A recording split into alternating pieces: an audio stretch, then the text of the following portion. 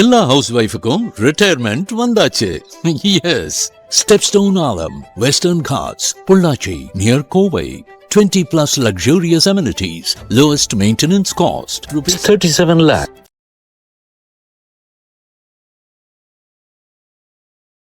அந்த கமண்டலத்தில் வச்சுட்டு அவருக்கு தியானம் பண்ணிக்கிட்டு இருக்கும்போது ஒரு காக்கா வந்து கமண்டலத்தை தட்டி விட்டு ஓடி தட்டி விட்டு போனோடனே அங்கேயே அடக்கி வச்சது போச்சுன்னா அது பெரிய ஆறா பெருக்கெடுத்து ஓட ஆரம்பிச்சு. குறைந்த ஆயிலும் நிறைந்த அறிவான பிள்ளை வேணுமா, நிறைந்த ஆயிலும் குறைந்த அறிவோட பிள்ளை வேணுமான்னு கேட்கும்போது இவர் குறைஞ்ச ஆயில் இருந்தாலும் பரவாயில்ல, நிறைஞ்ச அறிவோட பிள்ளை வேணும்னு சொல்லுவார். அந்த குழந்தை தான் மார்க்கெட்டில். அவருக்கு 16 வயசு தான் ஆயுள்னு சொல்லி சொல்லுவார். அப்போ எளிமை என்ன வச்சாலும் ஏற்றுக்கிடுவார்.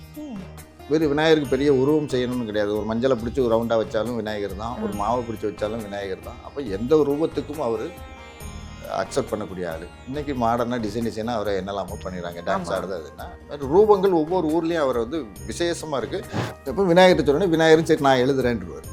அப்போ என்ன வேதவேசர் என்ன பண்ணுவார், கொஞ்சம் யோசிக்கணும்ல சில அடுத்தடுத்த பாட்டு சொல்லும்போது. அப்படின்னு சொல்லுவார், நான் சொல்கிறத நீ புரிஞ்சுக்கிட்டு தான் எழுதணும் அப்படின்னு அந்த கேப்பை கொஞ்சம் ரிலாக்ஸ் பண்ணிக்கலான்ட்டு அவர் ஐடியா பண்ணி நான் புரிஞ்சுக்கிட்டு தான் நீ எழுதணும் அப்படின்றாரு. இவர் என்ன சொல்லுவார், நான் புரிஞ்சுட்டு தான் எழுதுவேன், ஆனால் நான் எழுதுகிற வேகத்துக்கு நீ கரெக்டாக சொல்லணும், இல்லை நான் நிப்பாட்டிடுவேன். இவர் கண்டிஷன் போடுவார். ஸோ 2 பேர் இந்த மாதிரி கண்டிஷன் போட்டு எழுதுனது தான் வந்து மகாபாரதம். விருத்தாச்சலத்தில் பார்த்தீங்கன்னா பாதாளத்துக்குள்ளே ஒரு 18 அடி பள்ளத்துக்குள்ளே ஒரு பிள்ளையார் வச்சுருக்காங்க, பாதாள விநாயகர். ஏசியாலே பெரிய பிள்ளையாருங்கிறது கோயம்புத்தூரில் புலிக்குளம் இதில் இருக்கிறதுலே பெரிய பிள்ளையார். இந்த மாதிரி ஒவ்வொரு ஊர்லேயும் விசேஷமான ரூபங்கள்லேயும் இதுலேயும்.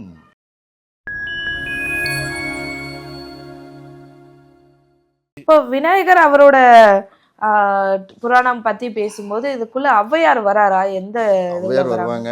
அதுக்கப்புறம் பார்த்தீங்கன்னா அகத்தியர் வருவார். அகத்தியர் தான் கணபதின்னு இருக்கிறவர். என்னென்னா அவர் இந்திரன் வந்து என்ன பண்ணுறாரு, ஒரு அரக்கன் எல்லாத்தையும் இந்திரலோகம் எல்லா லோகத்தையும் பிடிச்சிட்டு வரும்போது இந்திரன் பயந்து ஓடி வந்து நம்ம தமிழ்நாட்டு சைடில் வந்து ஒளிகிறாரு. அப்போ அந்த இடம் வந்து ட்ரையாக இருக்குது, தண்ணி இல்லை. அப்போ பூஜைக்கு என்னென்னா பூச்செடி வேணும்ல, பூ வேணும்ல, அதுக்காக அவர் சிவனை வச்சு தவம் கும்பினார். அப்போ இப்போ அகத்தியர் அந்த ஏரியாவுக்கு வராரு. வரும்போது அகத்தியர் பார்க்குறாரு, என்ன இவ்வளோ ட்ரையாக இருக்குது அப்படின்ட்டு, நல்லா வளர்ந்த செழிப்பாகணுமேன்னு சொல்லி அவர் சிவனை வேண்டனோடனே சிவர் தன் கங்கையை பூமிக்கு அனுப்புவார். அப்போ இவர் கமண்டலத்தில் அந்த கங்கையை அடக்கிடுவார்.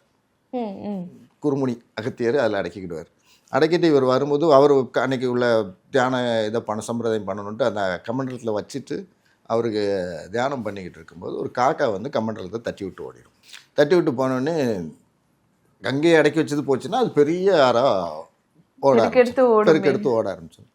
இவர் முழிச்சு பார்த்துட்டு காக்கையை நினச்சிட்டு முறைப்பார். அப்படின்னு தான் தெரியும், ஒரு சின்ன பையனாக இருக்கும்.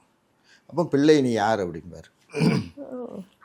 அடிக்க கையை வாங்குவார், மண்டையில் கொட்டுறதுக்கு போவார். அப்போ தான் பிள்ளையாருங்கிறது விநாயகராக காமிச்சதுக்கப்புறம் தான், ஓ பிள்ளையார், பிள்ளை நீ யாருன்னு கேட்டது வந்து பிள்ளையார்னு, அதுலேருந்து அவர் பிள்ளையார்னு ஆரம்பித்தது.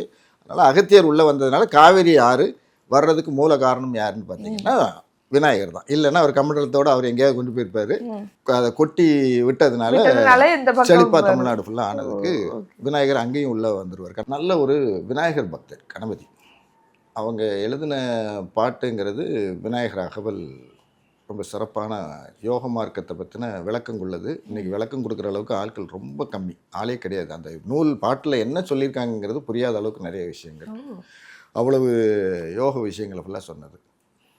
அப்போ என்ன பண்ணுறாங்க, ஔவையார் விநாயகர் பிரியமாக இருக்கும்போது என்னென்னா, இந்த இளமையை இது வேண்டாம், எனக்கு ஒரு முதுமையான தோற்றத்தை கொடுத்துருக்கு. எப்படி காரைக்கால் அம்மையார் பேய் உருவமாக மாறணும்னு சொல்லி கேட்டாங்களோ சிவன் அடையதுக்கு, இவங்க வந்து என்ன பண்ணுறாங்க, இளமை இல்லாமல் எனக்கு முதுமை கிளவி அப்படின்னா வயதான உருவம் ஒன்று. அப்போ தான் அந்த இதில் இருக்கும், அதாவது எந்த ஒரு சிந்தனை சிதறாமல் இருக்கும், யாருக்கும் என் மேலே ஆசை வராதுங்க. ஸோ அதில் இருந்து அவங்க யோக நிலை அடையிறதுல வந்து யோக மார்க்கம்னா மூச்சு பயிற்சி பெரிய, அதுதான் முக்கியமான விஷயம். அதில் ஔவையார் சிறப்பானது. அந்த பண்ணி தான் அவங்க வந்து அந்த விநாயகர் அகவலில் அது எப்படி பண்ணணுங்கிறது தான் விநாயகர் அகவலில் கொடுத்துருப்பாங்க. ஸோ அந்த பாடலை பாடும்போது என்னென்னா நிறைய பிரச்சனைகள், யோக மார்க்கத்துக்கு நம்ம ஈஸியாக போக முடியாது, பட் போவதுக்கு உண்டான வழிமுறைகளை கொடுன்னு சொல்லி அவர்கிட்ட கெஞ்சி கேட்கறதுனால பார்த்திங்கன்னா அது ரொம்ப ஒரு சிறப்பான பாடலாக ஔவையார் பாடல் இருக்கும். அதுக்கப்புறம் விநாயகர் கவசம்னு வேறு ஒன்று இருக்குது, அது காசிப முனிவர் எழுதினது. அதை தமிழில் எழுதுனது கச்சியப்ப முனிவர்னு ஒருத்தர் எழுதினார். அது என்னென்னு நம்ம சஷ்டி கவசத்தில் காக்க காக்கன்னு வர்ற மாதிரி இந்த விநாயகர் கவசத்தில் அது ஃபுல்லாகவே வரும். காக்க ஒவ்வொரு பாட்டாக காக்க காக்கன்ட்டு வரும். இதை கொஞ்சம் படிக்கும்போது கொஞ்சம் எமோஷ்னலாக நம்ம வேணால் கடைசியில் வேணால் பாடுவோம். அதை பண்ணும்போது பார்த்திங்கன்னா நல்ல ஒரு விஷயங்கள் கிடைக்கும். அதில் அது மாதிரி யோகமார்க்கம் மூச்சு பயிற்சின்னு சொல்கிறது என்னென்னா, விநாயகர்னாலே அங்கே அதான் மூலாதாரம்னாலே என்னென்னா அந்த மூச்சு பயிற்சி. அந்த மூலாதாரம் தட்டி எழும்புச்சுன்னா 6 சக்கரமும் ஓப்பன் ஆகி அவங்களுக்கு மரணம் இல்லா பெருவாழ்வு அப்படிங்கிறது. அதனால் முதல்ல எதை எடுத்தாலும் விநாயகர்னால் அந்த மூலாதாரம் விஷயங்கள் ஆக்டிவேட் ஆகணுங்கிறதுக்கு. மூச்சு பயிற்சினா என்னென்னா, மூச்சை அதிகமாக நம்ம ஒரு நாளைக்கு 24,000 மூச்சு வெளியிடணும்லாம் இருக்குது. இதை கண்ட்ரோல் பண்ணணும். இதுக்கு அடுத்தால பார்த்தீங்கன்னா மார்க்கண்டேயன் கதையை உள்ள கொண்டு வந்துருவாங்க. மார்க்கண்டேயனுக்கு அதாவது பிருகு முனிவர்னு ஒருத்தர் உண்டு, பிருகண்டு முனிவர்னு. அவர் குழந்தை இல்லைன்னு சொல்லி ரொம்ப கேட்கும்போது, சிவன்கிட்ட கேட்கும்போது ஒரு குழந்தை வேணுமாங்க. அப்படின்னு ஒரு ட்விஸ்ட் வைப்பாங்க. குறைந்த ஆயிலும் நிறைந்த அறிவான பிள்ளை வேணுமா, நிறைந்த ஆயிலும் குறைந்த அறிவோட பிள்ளை வேணுமான்னு கேட்கும்போது, இவர் குறைஞ்ச ஆயில் இருந்தாலும் பரவாயில்ல, நிறைஞ்ச அறிவோட பிள்ளை வேணும்னு சொல்லுவார். அந்த குழந்தை தான் மார்க்கண்டேயன். அவருக்கு 16 வயசு தான் ஆயுள்னு சொல்லிடுது. அப்போ நாரதர் சொல்லுவார், உனக்கு 16 வயசுதான், நீ என்ன பண்ணிக்கோ. அந்த ஆக்சுவலாக விநாயகர் இதை எழுதுனது பார்த்தீங்கன்னா முத்கல புராணம்னு சொல்லி ஒன்று இருக்குது. முத்கல புராணம்னு முத்கலர்னு சொல்லி ஒருத்தர் எழுதினார். அவரோட பிள்ளைகள் பார்த்திங்கன்னா ஒரு 3 பேர் பிள்ளைகளாக இருக்கும். அதுக்கப்புறம் கோட்டான் பாம்பு இதெல்லாம் கூட அவரோட குழந்தைகளாக வரும். பாம்பு கோட்டான்லாம் வரும். அப்போ அந்த கோட்டான்ங்கிறது என்னென்னா பெரிய மூச்சு பயிற்சி இல்லை. கோட்டான்னா கிட்டத்தட்ட நம்ம ஆந்த மாதிரி பொந்துக்குள்ளே இதில் தான் இருக்கும். ஸோ அந்த கோட்டான்ட்ட போய் மூச்சு பயிற்சியை படின்னு சொல்லி நாரதர் கொடுப்பார். ஸோ அங்கே போய் மார்க்கண்டேயர் மூச்சு பயிற்சி படித்து மூச்சை சுருக்கி ஒரு நாளைக்கு விடக்கூடிய மூச்சு அளவை சுருக்கிதுன்னா அவரோட 16 வயசுங்கிறது அவர் 6 வயசு தான் அவருக்கு ஆக்சுவலாக ஆகும். அவ்வளோ என்ன சொல்றது, மூச்சை சேவிங் பண்ணதுனால ஏஜ் போகாது. அப்போ யமன் பாசக்கயிறை வீசினது 16 வயசு முடிஞ்சிட்டுன்னு வெறும் கேலண்டர் பிரகாரம் அவர் வீசுறாரு. அவரோட 6 வயசு தான் அவரோட ஆயுள் செலவானது 6 வயசு தான். அப்போ தப்பா வீசிட்டேன்னு சொல்லி தான் சிவன் அங்கே யமனை உதைச்சு மார்க்கண்டேயனை காப்பாற்றினது தான். அப்போ அங்கேயும் பார்த்தீங்கன்னா திருப்பி அந்த மூச்சு பயிற்சி அந்த மூலாதார வேலைகள் தான் திருப்பி அங்கேயே தான் வரும். ஓகே சார், இவ்வளோ விஷயங்கள் நம்ம பேசணும். பெயர் காரணம், அவருக்கான உருவங்கள், பெயர் எல்லாம் அப்படின்னு சொல்லிட்டு விநாயகரை வழிபடுறது என்ன மாதிரியான வீட்டில் வழிபடுறதா இருக்கட்டும், விசேஷ நாட்கள் தவிர்த்து சாதாரண நாட்கள் வழிபடுறது, இல்லைன்னா விசேஷ நாட்கள் என்ன மாதிரி வழிபடணும், அந்த வழிபாடுகள் பற்றி சொல்லுங்கள். அது மாதிரி வழிபாடுனா விநாயகர் பிறந்தது அஸ்த நட்சத்திரம். அஸ்தம் நட்சத்திரத்துக்குடைய சிம்பிள் என்னன்னா கை. அவர்கிட்ட இருக்கிறதே எக்ஸ்ட்ரா ஒரு கையா. ஆமாம், 5 கரத்தோனேன்னு சொல்றது. அப்போ நான் 5 கைக்கு என்னன்னா அவர் 5 வகையான தொழில் பண்ணுறாரு. படைத்தல், காத்தல், அப்புறம் அழித்தல், மறைத்தல் அப்படின்னு சொல்லி 5 வகையான தொழில் பண்ணக்கூடியது 5 வகை கைகளுக்கு. அப்போ எக்ஸ்ட்ரா கை இருக்கிறதுனால அஸ்த நட்சத்திரம் அவருக்கு பிறந்ததா டிரைவ் பண்ணியிருப்பாங்க. அவருக்கு ஆவணி மாதம் வரக்கூடிய இதில் தான் அவரோட சுக்லபட்ச சதுர்த்தி தேதியில் தான் விநாயகர் சதுர்த்தி நம்ம உலகம் ஃபுல்லாக கொண்டாடுறோம். மாதந்தோறும் கூடுறது தேய்பிரை சங்கடகர சதுர்த்தின்னு சொல்லி தேய்பிரை சதுர்த்தியை மாதந்தோறும் கொண்டாடும். அப்போ எளிமை என்ன வச்சாலும் ஏற்றுக்கிடுவார். வெறும் விநாயகருக்கு பெரிய உருவம் செய்யணும்னு கிடையாது. ஒரு மஞ்சளை பிடிச்சி ஒரு ரவுண்டாக வச்சாலும் விநாயகர் தான், ஒரு மாவை பிடிச்சி வச்சாலும் விநாயகர் தான். அப்போ எந்த ஒரு ரூபத்துக்கும் அவர் அக்செப்ட் பண்ணக்கூடிய ஆள். இன்றைக்கி மாடர்னாக டிசைனாக அவரை என்னெல்லாமோ பண்ணிடுறாங்க, டான்ஸ் ஆடுது. அதுன்னா ரூபங்கள் ஒவ்வொரு ஊர்லேயும் அவர் விசேஷமாக இருக்குது. ஸோ நிறைய விஷயங்கள் நம்ம பேசிட்டோம் சார். தொடக்கத்திலே பேசியிருந்தோம் கணபதி அவர் அந்த தெய்வத்துக்கு நிறைய பெயர்கள் இருக்குது அப்படின்னு சொல்லிட்டு, என்னென்ன பெயர்கள் அப்படின்றது சிலதை சொல்ல முடியுமா? இப்போ கணபதிங்கிறது அவரோட முதல் பேர். அப்போ என்னென்னா அதில் மகா கணபதினு வந்துடும். அப்புறம் சித்தி புத்தி 2 மனைவியோடு இருந்தால் சித்தி புத்தி விநாயகர்னு வரும். அதுக்கப்புறம் கஜானனர்னு வரும். ஏன்னா யானை முகம்ங்கிறதுனால கஜானர்னு பேர் வரும். ஒரு தந்தம் இருக்கிறதுனால ஏகதந்தர்னு வரும். அதுக்கப்புறம் பார்த்திங்கன்னா விக்னேஸ்வரன் வரும், லம்போதரர்னு வரும், பாலச்சந்திரனர், அப்புறம் ஹேரம்பர், கணநாதர், ஐங்கரன், ஆனைமுகன், தும்பிக்கை. அப்புறம் அதாவது வைஷ்ணவர்கள் பார்த்திங்கன்னா இப்போ அதுலேயும் சேர்த்துட்டாங்க. அவங்க இதில் ஆக்சுவலாக விநாயகர் வழிபாடு கிடையாது. இப்போ என்ன பண்ணிட்டாங்க, தும்பிக்கை ஆழ்வார்னு சொல்லி ஒரு நாமத்தை போட்டு பிள்ளையார நாமத்தை போட்டு அவரை ஒரு ஆழ்வாரில் ஒன்றாக்கி தும்பிக்கை ஆழ்வார்னு சொல்லி வைஷ்ணவர்களும் கொண்டு வந்துட்டாங்க. இதில் இது அவரோட நிறைய 108 பேருக்கு மேலே இருக்குது. இதில் ஏகதந்தர் அப்படின்னு சொல்லுதுன்னா தந்தம், ஏகதந்தம், ஏகம்னா 1, ஏகதந்தர் அப்படின்னு அவருக்கு ஒரு பேர் உண்டு. ஏகதந்தர்னா ஒத்தை தந்தம் உடையவர்னு. அந்த ஒத்தை தந்தத்துக்கு 2 கதைகள் உண்டு. கஜமா அசுரன் சொல்லி கஜமுக அசுரன் சொல்லி ஒருத்தன் உண்டு. அந்த அசுரன் வழக்கமாக வரம் வாங்கும்போது வித்தியாசமாக தானே வாங்குவாங்க. அந்த எல்லா கதையிலும் உள்ள மாதிரி எதாலையும் கொல்லக்கூடாது, எந்த ஆயுதத்தாலையும் கொல்லக்கூடாதுன்னு சொல்லி அவன் வாங்கியிருப்பான். அப்போ அவனை கொல்லதுக்காக விநாயகர் என்ன பண்ணார், அவரோட தந்தத்தை உடைத்து அவனை கொண்டார். அப்போ அது ஆயுதம் கிடையாது. ஸோ அதனால ஒரு தந்தம் உடைஞ்சதுன்னு வரும். இன்னொரு விஷயம் என்னென்னா, இந்த கிரேதாயுகம் திரேதாயுகத்தில் நடந்த மகாபாரத கதையை அடுத்த ஜென்ரேஷனுக்கு போகணும், அடுத்த யுகங்களுக்கெல்லாம் போகணுங்கிறதுக்காக பிரம்மா என்ன பண்ணுவார், வேதவியாசருக்கு அந்த விஷயங்கள்லாம் தெரியும். ஸோ இதை எழுத கரெக்டான ஆளுன்னு வேதவியாசரை செலக்ட் பண்ணியிருப்பாங்க. அப்போ வேதவியாசர் அதை எழுதக்கு சூஸ் பண்ணி அவர்கிட்ட சொல்லிடுவாங்க. அவர் நான் சொல்கிற வேகத்துக்கு எழுதக்கு ஒரு ஆள் வேணும் அப்படின்பாரு. அப்போ விநாயகர்கிட்ட சொன்னோன்னே விநாயகரும் சரி நான் எழுதுறேன்ருவார். அப்போ என்ன வேதவியாசர் என்ன பண்ணுவார், கொஞ்சம் யோசிக்கணும்ல சில அடுத்தடுத்த பாட்டு சொல்லும்போது. அப்போ என்ன சொல்லுவார், நான் சொல்கிறத நீ புரிஞ்சுக்கிட்டு தான் எழுதணும் அப்படின்னு அந்த கேப்பை கொஞ்சம் ரிலாக்ஸ் பண்ணிக்கலான்ட்டு அவர் ஐடியா பண்ணி நான் புரிஞ்சுக்கிட்டு தான் நீ எழுதணும் அப்படின்பாரு. இவர் என்ன சொல்லுவார், நான் புரிஞ்சுட்டு தான் எழுதுவேன், ஆனால் நான் எழுதுகிற வேகத்துக்கு நீ கரெக்டாக சொல்லணும், இல்லை நான் நிப்பாட்டிடுவேன், இவர் கண்டிஷன் போடுவார். ஸோ 2 பேர் இந்த மாதிரி கண்டிஷன் போட்டு எழுதுனது தான் வந்து மகாபாரதம். எழுதும்போது என்னென்னா எழுத்தாணி அந்த ஸ்பீடுக்கு வராது. அப்போ நிப்பாட்டிடக்கூடாதுன்னு என்ன பண்ணுறது, எழுத்தாணி உடைஞ்சிரும், எழுத முடியலன்னு டக்குன்னு தந்தத்தை உடைத்து தந்தத்தை வச்சு எழுதுனது தான் மகாபாரத கதை. அதனால் அவருக்கு ஏகதந்தருங்கிற ஒரு பேரும் உண்டு. என்ன நிறைய விசேஷம் என்னென்னா, அவரை சாணியில் பிடிச்சி வச்சாலும் பிள்ளையார், மஞ்சளில் பிடிச்சி வச்சாலும் பிள்ளையார், அரிசி மாவில் பிடிச்சி வச்சாலும் பிள்ளையார். அப்போ எந்த ரூபத்தில் இருந்தாலும் அவரை வந்து கூப்பிட்ட உடனே வரக்கூடியவர் விநாயகருங்கிறது.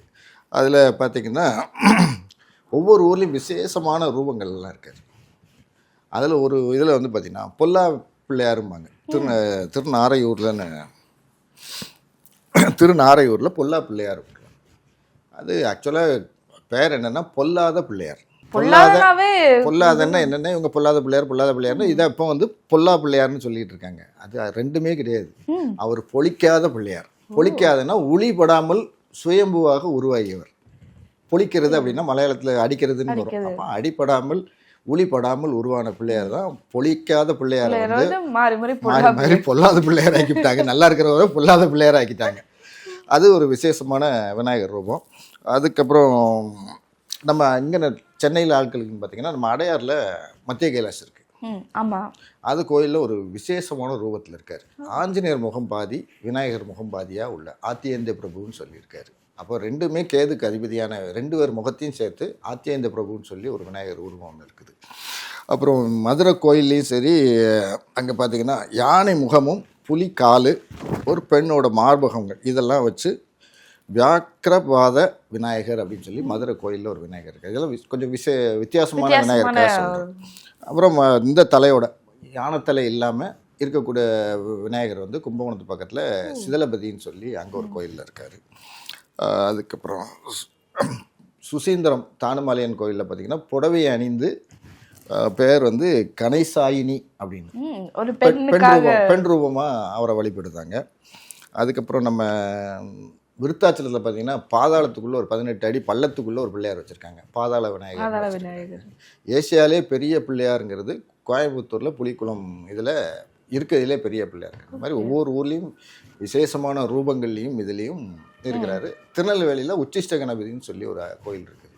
32 மூர்த்தம்னு சொல்லுவாங்க விநாயகரோட வடிவங்களை. அதில் டாப்பான வடிவம் எதுன்னு கேட்டிங்கன்னா உச்சிஷ்ட கணபதி அப்படிங்கிறது. ஏன்னா அவர் தாந்திரிகத்துக்கும் ஜோதிடம் இந்த விஷயங்களுக்கு சிறப்பான ஆள். அதனால் உச்சிஷ்ட கணபதினு சொல்லி அது திருநெல்வேலியில் ஆத்தங்கரையில், தாமிரவரணி ஆத்தங்கரையில் அங்கே ஒரு கோயில் இருக்குது. மணிமூர்த்தீஸ்வரம்னு சொல்லி அங்கே ஒரு கோயில் இருக்குது. அது ஒவ்வொரு ஊர்லேயும் இந்த மாதிரி விதவிதமான பிள்ளையார் வந்து இருக்கிறார்.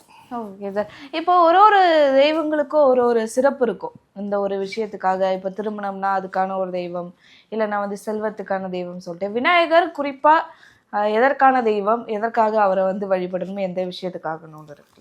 விநாயகர் என்னன்னா முழு முதற் கடவுள் தான் அவரை முதல்ல சொல்லுவோம். ஆரம்பம். அப்போ அவரை மரியாதை கொடுத்து அவருக்கு பண்ணிட்டு அடுத்த வேலை செஞ்சாதான்னா, எதை செஞ்சாலும் முதல்ல அவரை கூப்பிடணுங்கிறது அவருக்கு கொடுத்த பவர்.